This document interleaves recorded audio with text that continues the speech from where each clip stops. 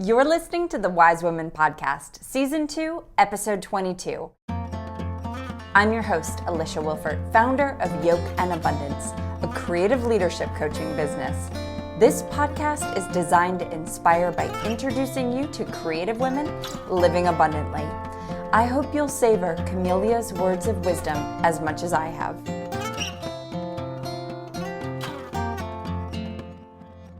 January is in full swing, and often in this time of year, folks are starting to think more deeply about what they want to accomplish over the next 12 months.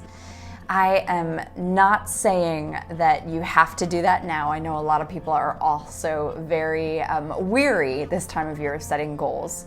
Anytime you decide to make a change is a great time to make a change, but if now feels like your time and you feel ready to move forward, then let's talk. I specialize in coaching women who are working through a transition, who are looking for clarity, who want to reawaken their creativity, or who have a business and need an outside perspective, someone to help them figure out where to focus to achieve their goals. If this sounds like you, then let's have a 30-minute discovery call. In a discovery call, we talk about where you are and where you want to be, and then we talk about the Yoke and Abundance coaching process. I promise you'll go further, faster towards your goals with my coaching, and I would love to work with you.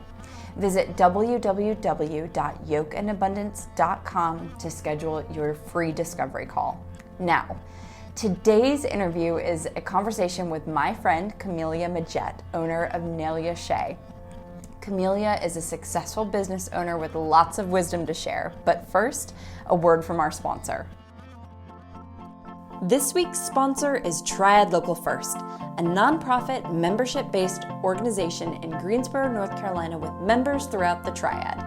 Triad Local First members include independent, locally owned retail shops, real estate agents, insurance brokers, marketing and advertising firms, accountants, dentists, restaurants, farmers, breweries, and more.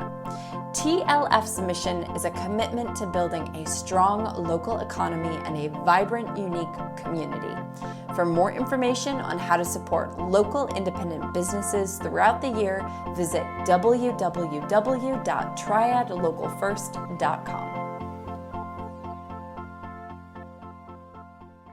Camilia, good morning. Good morning, Alisha. Thank you so much for being on the podcast with Yoke and Abundance Wise Women. I really appreciate it. Thank you. I appreciate you inviting me here.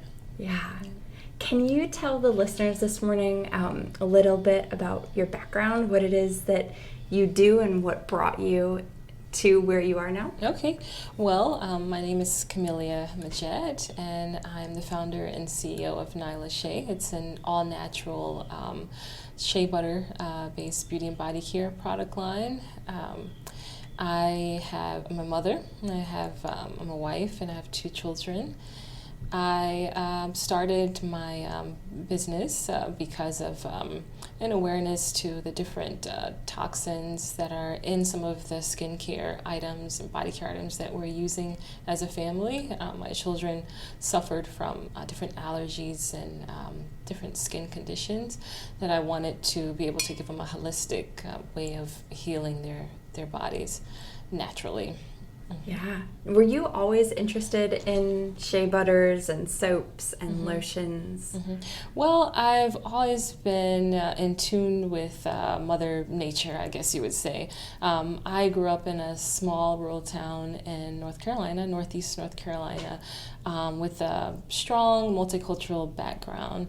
So I loved learning about different natural remedies from both my parents, and then also just kind of always was into learning about new ways of healing our bodies naturally, and also when I was in college, I was a pharmacy technician for a few years, and I learned how to make compounds out of ointments and creams. But I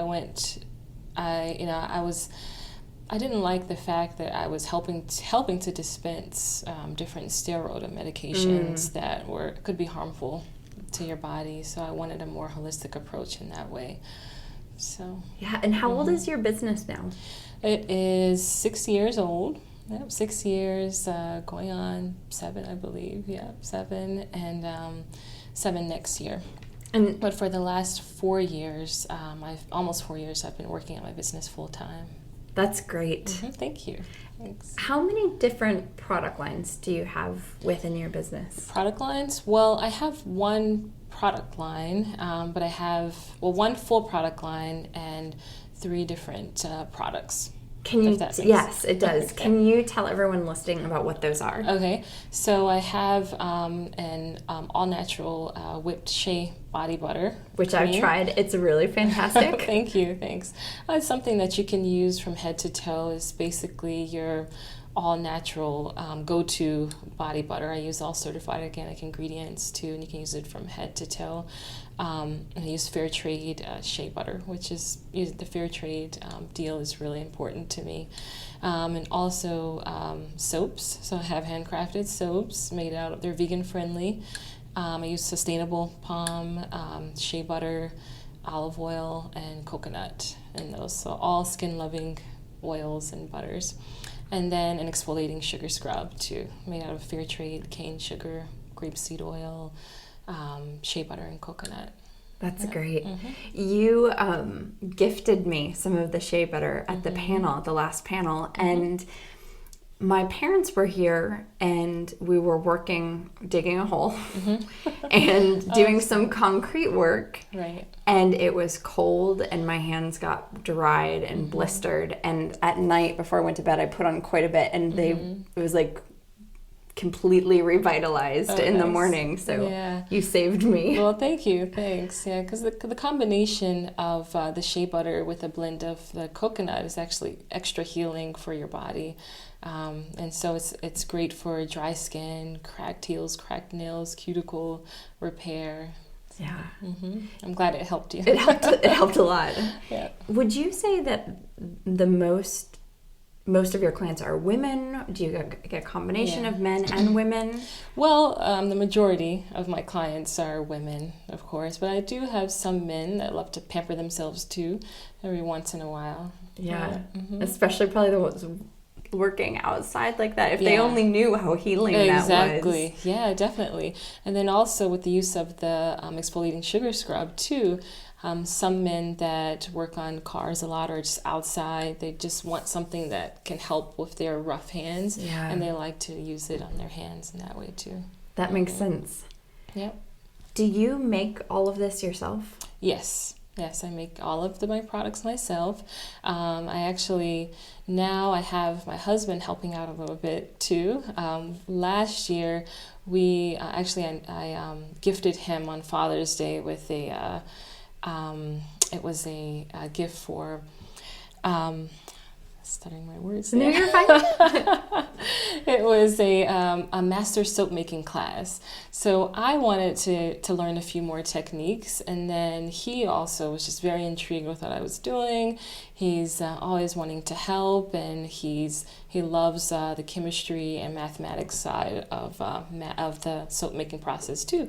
So I gifted him with this gift. So we both went to a class in Winston with a wonderful lady that we met as a master soaper, and we took the class together. So now he does help me with some of my soap making. That sounds really fun. Yeah, so it is fun. It was really fun. We had, I think, 2 other ladies with us in the class too. So it was really nice. He enjoyed it. That's great. Yeah. Well, I don't know if you've heard the podcast, but I play the game of animal spirit cards. Would you like one? Sure. Excellent. Yep.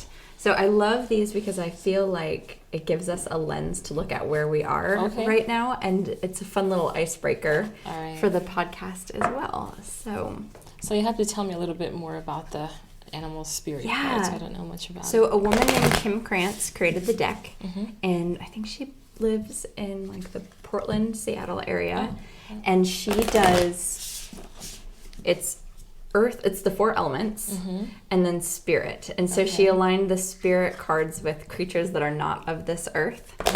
And I don't know, those are fun. they're aligned with the chakras. So each one represents a different chakra, but the rest are animals of this earth. So if you'd like, you can put your hands on the deck, take a couple big deep breaths. And then when you're ready, cut the deck into 3 piles. Okay. So I have 1, 2, and then 3. Flip over whichever one you'd like. All right. So let's see. Ooh. The wolf. Okay, so that is a creature of the earth. All right. And creatures of the earth ask us the question, are we creatures of habit or are we makers of our own destiny, knowing that there are really great pros and cons to both of those things. Right. But these animals of this particular suit help us maybe answer that question of where we are right now. And I'm going to read you what the wolf itself says. Okay.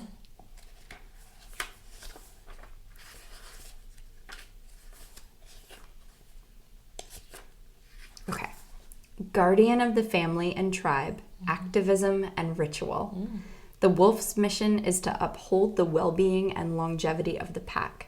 Healthy wolf energy expresses itself through activism, mentorship, humanitarian efforts, or teaching, either religious or political studies. The wolf gets into trouble when it assumes every member of the tribe must follow suit. This includes children walking in their parents' footsteps. Wow. Although it will surely be uncomfortable at first, practicing tolerance helps balance out agitated wolf energy. Contemplate the following. Embrace all, exclude none. When in balance, reliable, democratic, and fearless. When out of balance, judgmental and dominating. To bring into balance, practice letting go. How does that land? It sounds like what's going on with me now. Really? or what I've, what I have been going through in life or have went through, and actually it sounds very familiar. Really? In what ways? Do you want to look at it? Yeah. Well, let's see. Like as far as the activism, mentorship, humanitarian efforts, religious or political studies, the teaching, that really it kind of resembles me a little bit because, well, a lot actually. Right now I'm serving on a couple of boards. One is the Faith Action International House Board, which I'm pretty sure you've heard of. Yes. It's advocating for humanitarian rights for immigrants and non-immigrants that are really struggling to be here and to have a better life for themselves in this country. That's one. Let's see. The mentorship, one thing, another board I'm on, what's a committee for the advisor committee at the farmers market, where I usually sell my products on Saturdays. So just some mentorship in that way, mentoring my children, different family members. I taught for a while as well at an international language school. So the humanitarian efforts is also with working with the immigrant community, and then also with some of my family overseas that I have, working on their visa processing to come here, the fair trade aspect with my business and wanting to give back as well. Also, I've just started, one of the things I'm working on now is I'm working with 2 shelters right now. So the YWCA in Greensboro, which has an emergency shelter. Which they might need this weekend. Yeah, definitely. They need a lot of help there. And then also the Women's Center of Wake County, which is the only day shelter in the Triangle area. So I'm currently working with them to be able to provide some of my natural products to them.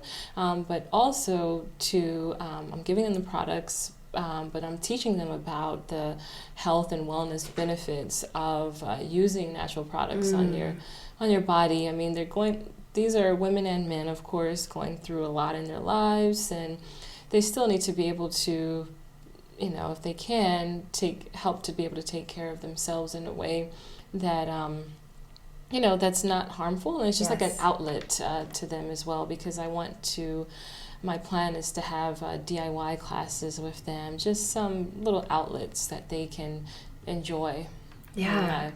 So how did getting involved in those organizations, like where did that come from? Have you always had a strong volunteering background? Yeah, I have always had a strong volunteering background.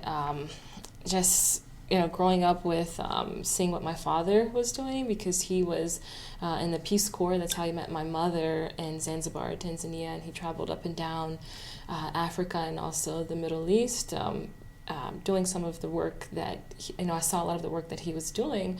And as a young child, I had the opportunity to visit South Africa in the 90s. So the year before the apartheid ended, and then the year after that. So I went about 3 times. Wow. Each summer. On my summer vacation, he would send for me and my siblings to go there. So that was an experience, and driving through the slums of Soweto and seeing how he was working with a lot of the tribal leaders there to be able to help the women and other women with micro enterprises too. So, and then being here, I did some work with African Services Coalition. I volunteered with them, some job development, vocational rehabilitation, with the non-immigrant community as well too. So it's just individuals with disabilities, So teaching them the skills that they would need to be able to look out to apply for jobs and right. That's really neat. Yeah. Where do you feel like your entrepreneurial spirit comes from? Where? Well, I think it comes from my father. And I would say a little bit of my mom, but my father, yeah. I think that it comes from them. Yeah. Yeah. I think you might be the first person I've had on the podcast who sells an actual tangible product. So I'm really curious about, and you sell a lot of soap. So I'm really curious about, how did you go from making soap for your family, for your kids, to that process of scaling up? What has that been like? Yeah, well, it has, it's been quite rough at times, Of course, business has its up and downs. I really started out of a need, after having, like I said earlier, children that had different skin ailments, and I wanted to get away from using steroidal medications on them, to losing a job. I did say that I was a teacher for a while, and also an administrative manager at an international language school. So I was helping to recruit students. I wore so many different hats there at that location. So when I was there, after about 4 years, I was laid off too. And so I have my children. I wasn't married at the time either. And I didn't have a job. So I said, I need to be able to help my family. And of course, just starting out, it was very hard. It still is quite hard, but at that time, I didn't have that much of a support from some of my family members, but then there's some family that really encouraged me a lot, like my brother, and then a few of my friends. So it really encouraged me to work full-time on the business. I was doing some consulting as well on the side too. And so I just really pushed myself in that way. And then after I married, my husband has been very supportive of me even more. And so we agreed that I would work on the business full-time. He would help me when he could, and that would be what I would concentrate on, because he really saw it in me and saw the business flourishing one day, with me working and concentrating on it full time. Yeah. It's the best way to run a business, isn't it? Yeah.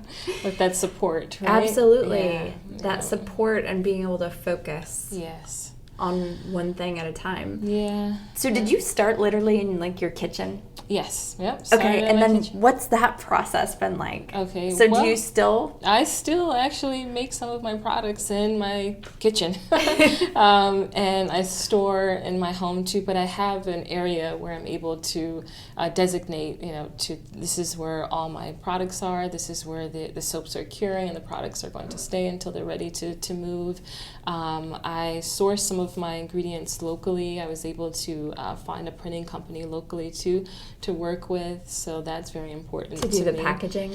Yes, yep. So your packaging is beautiful. Thank you. Yeah, I worked with the graphic designer. We both came up with this idea, and then just ran with it. And of course, the packaging is always evolving. Yeah. Mm-hmm. And I know sustainability is really important to you. Mm-hmm. Where did that come from?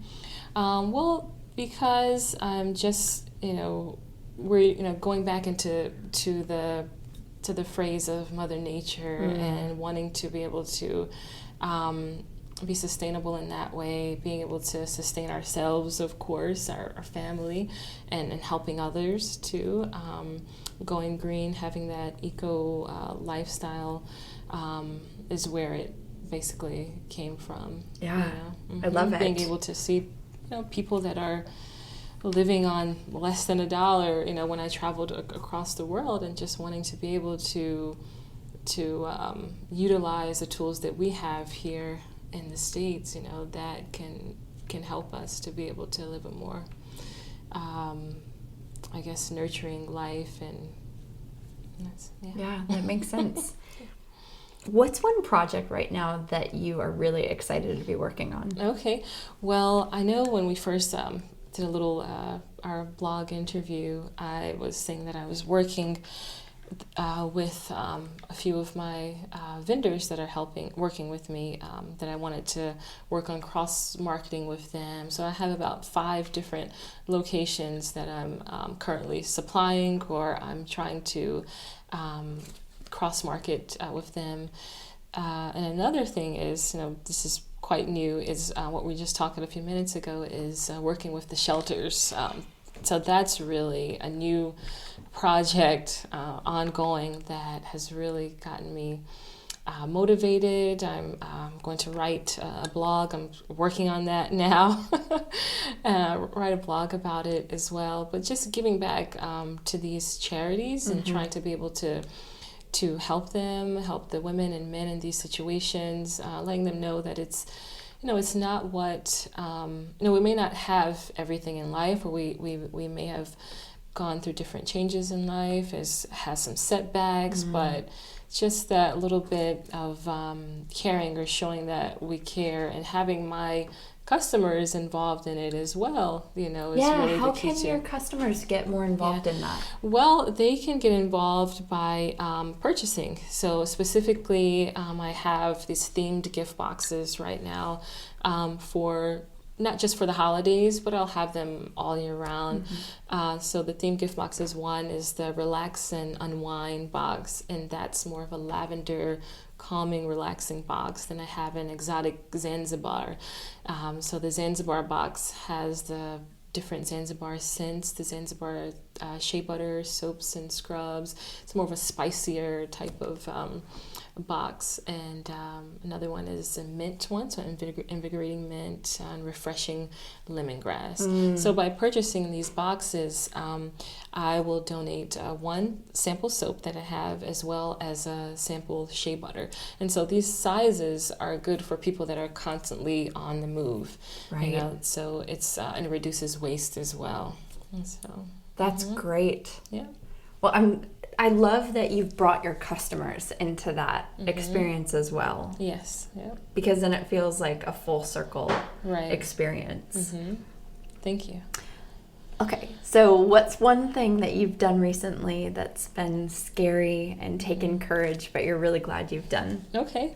Well, one thing that I've done recently, I guess recent could be... it's a relative term. Yeah, it's relative. So about 5, almost 6 years ago, I decided, after losing my job and just, I did have my business still going on, but it was very small. I mean, still small, but it was just starting off. I was just starting off the business, but I decided that I wanted to visit my family in East Africa, Zanzibar, Tanzania. So that's part of my mother's family lives there. So I have two brothers and one sister that still live there, as well as the grandmothers, uncles, aunts, you name it. I have a huge family there compared to here, actually.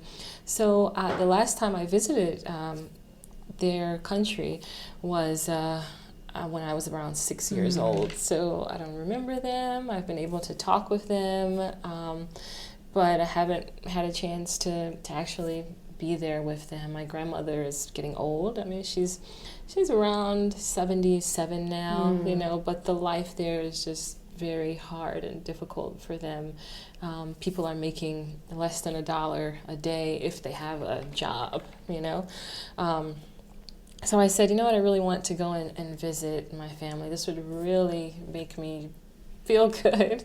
And I think they would really enjoy being able to see me, and that someone from here really cares to be able to want to reach out to meet them. Not saying that my family here, they don't care about meeting them, but just taking that initiative, that step. Yes. And perhaps my mother would even be able to go back and visit them too, because she hadn't been there in about 30 plus years.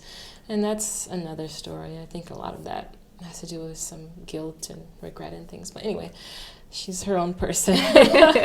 So I was like, I'm going to do this, So I had some money saved up, and my children were, I think it was in the summertime, so my children were staying with their grandparents, and I said, I'm going to go. And so I'm a practicing Muslim woman. I visibly wear my religion.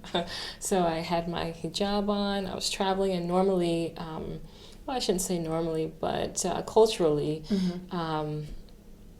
Muslim women they should travel with someone especially when they're traveling far, either their husbands, their brothers, father, other family members, but it's really shouldn't travel on their own. So what I said, I'm just going to venture out and do it, and just put my faith and my intention out there, and I'm going to do it. So I went, and it was just totally, life-changing for me. I really enjoyed every moment of it. Being able to have family from all over the island and in the mainland of Dar es Salaam, Tanzania, to come and visit me right at my grandmother's home. Yeah. It was just wonderful. It's a very great experience for me to see different levels of poverty, actually, of wealth, of humility. People who they're content with having no electricity, but we're in their little home with a glass of water and some dates to break our fast with, because a part of the time we were fasting during the month of Ramadan there. So that's what they were able to share with me, and I was really humbled by that. And so it was life-changing for me coming back here.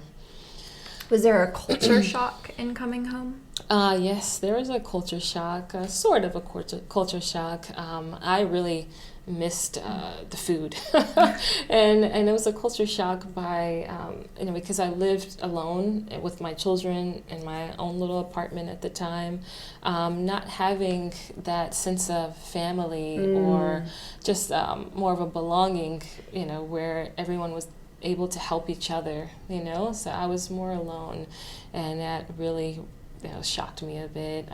You felt more alone when you came home. Yeah, when I came home, I was a little depressed, I'll admit. I found myself going to some of the international markets to buy some of the foods to make at home so I can feel a little bit better, but of course it's nothing like the fresh fruit from the papaya trees or anything like that, but still, I was a little shocked in that way. I was kind of quite sad about all of the the waste you would find here, and of course you would find some waste there, and they have a lot in these developing countries that they need to work on as far as you name it, irrigation, garbage, waste, that type of thing. So in a way, being here helped me to also appreciate what we have here as well. Yeah. Can you tell the story that you told me about your grandmother making you an omelet? Oh, yes. So when I went to visit my family there, my grandmother decided that she was going to, every morning she would make me an omelet. And, eggs were quite rare there, because when I talked to my husband, he said, oh, your grandmother must have really loved you so much. Well, she really loves you and cared for you so much that she would make an omelet for you every day, because it's very expensive to have eggs every day, which we cherish that. So she would make an omelet for me for about, I stayed with her mostly about 4 to 6 weeks there, on and off, visiting other family members too. But she would choose to make an omelet for me every day, spicy like I liked it. And she would, she no longer made chapati, or it's a round flat bread, but she would buy it from one of the local ladies that was selling the chapati on the street corners. So she would get the chapati and my omelet ready for me every morning. Wow. And she didn't speak much English at all. Very, very little, but she would manage to say, how are you? I love you, or, I miss you, or when are you coming back home? Yeah. So that's a great, after you told me that story, because eggs here, as an entrepreneur on a budget, I eat a lot of eggs because it feels like it's a good protein source and not that expensive. But you telling me that story really made me think more about my breakfast and what a privileged life I live. Yeah, you're going to make me cry now. No, I just really appreciate you sharing that with us. So thank you. You're welcome. If you could go back and sit down your high school or college self, what would you tell her? Well, I would say, I would definitely say to try and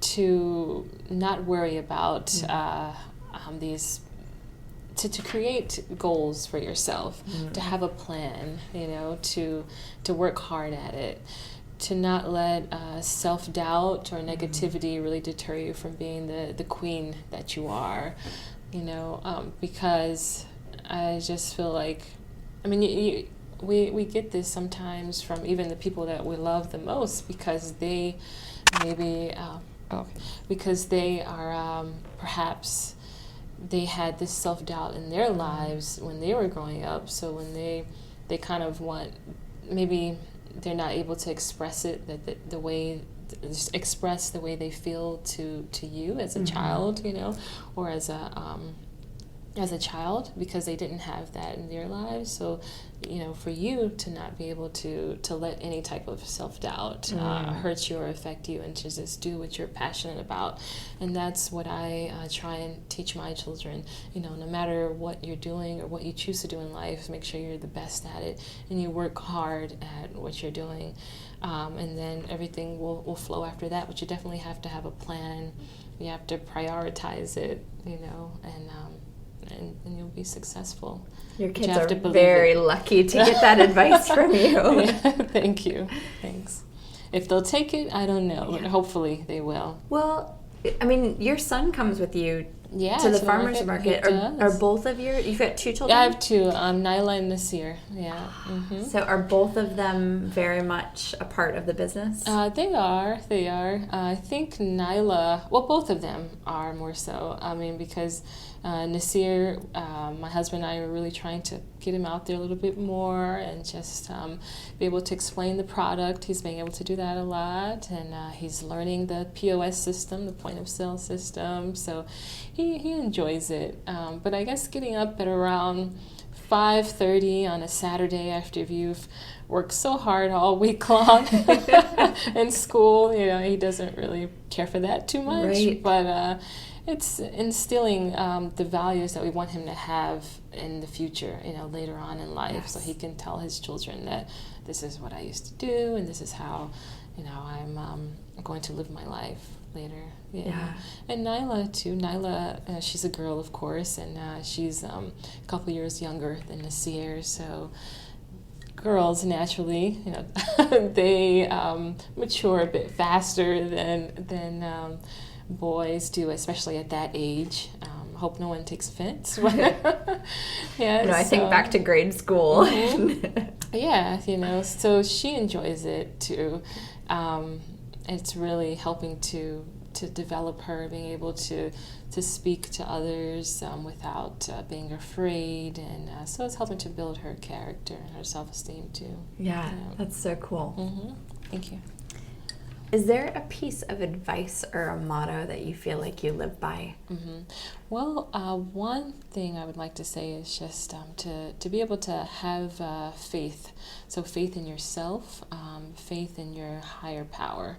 So without faith and determination, then I feel like we really have nothing at all if you don't have that faith, don't have that will, and that the power that our Creator, I believe, has given us to have. So that's one of my little models. So have faith in yourself, faith in your higher power. I think that's a really important message. I feel like the times that I make the most stumbles are the ones when I've lost faith in myself. And that's such a great reminder that if you can keep that faith, then all will go well. It will. You know, we'll try our best to make it happen that way, right? Yes, absolutely. So creating is your job, so you have to do it. Yes. Yep. So what keeps you creating when you don't feel like it? What keeps me creating when I don't feel like it is looking at my family, looking at what others have gone through to be able to live in a life of abundance, as you would say, right? Yes. To be able to live a creative life, and just my family here in the States, what my father's side, went through during growing up in the Jim Crow era, struggling for civil rights, and then also on my mother's side, where even now some of them are still struggling to be able to put food on their table, So looking at all of that and putting everything into context to what I'm doing right now with my life, with creating, with my family, really helps to put creativity into perspective and just perseverance into perspective. Yep. It's a powerful perspective. Yep. Yeah. Thanks. So is there anything else that you would like to share? Let's see. Well, what else I would like to share would be, just as I said before, as far as having that faith in yourself, faith in your Creator, and the plan that your Creator has given you, and the plan that you want to have as well, is the key to being successful, I believe. Yes. So that's. Thank you. Yeah. And how do you live a life of abundance? So I live a life of abundance every day I try to, by giving back as much as I can, by giving back can be relative too. Giving back as far as sharing my knowledge, sharing what I know, learning from others, visiting people that may have, people that I feel that I could learn from, whether they may be at a different state in their life than I am, as far as wealth, poverty, ability to be able to stand up, to eat on their own. I had a cousin that recently actually passed away on the Saturday before Thanksgiving, and her mother had died 4 months before that. Oh, I'm so sorry. But my cousin, she was 51, she would have been 52, but she suffered with MS, multiple sclerosis, for 35 years. And she whenever I would go visit her at the nursing home facility she stayed in, she was always upbeat. I mean, unfortunately she wasn't able to walk or even feed herself anymore, but she always had a strong mind. I mean, she would never let me see her cry at all, but she would always say, you know, what are you doing? What are you up to? What are you making for dinner? She loved to eat, but she always had a very very upbeat personality. She's very strong in her mind and her spirit, I believe, you know. She would not let me, like I said, would not let me see her cry at all. She was very strong, and if she saw me crying, then she's like, what are you doing? You don't need to be crying, you know. Everything she did was just very and she was just very supportive and very strong in her mind. It puts abundance in perspective, doesn't it? Yep, it does. You know, one of her mottos was, and I don't curse much, but she says, "Shit happens, Camilia." You know, when you look at it, you're like, gosh, you know, it does. It does. It does. Yeah. So that was her outlook. Shit happens. Yeah, and you can move through it with a smile and a little bit of laugh. Yeah. So, it's a choice. Yes, it is. Yeah. Well, thank you so much for being on the podcast today. You're welcome, Alisha. Thank you for having me. I appreciate it. I hope you were inspired by Camilia's words of wisdom. If you've enjoyed this podcast, head over to iTunes, give us a review, and then remember, sharing is caring. So please share this podcast with a friend that could use a dose of inspiration and wisdom. When you share this podcast, it makes it possible for us to keep bringing wise words your way. Check out our website, yokeandabundance.com, for more words of wisdom, creativity tips, and information about my group and individual coaching programs. If you're a business that wants to reach a wide audience of women in the Triad and beyond, consider sponsoring a podcast episode here in Season 2. You can reach out to me for more information about sponsorship on the Yoke and Abundance website. A huge thank you to our sponsor, Triad Local First, and my wonderful editor and producer, Iris Sterling at Julia Sound Recordings. Remember, every one of us has wisdom within. Keep sharing your words of wisdom because you never know who you'll inspire.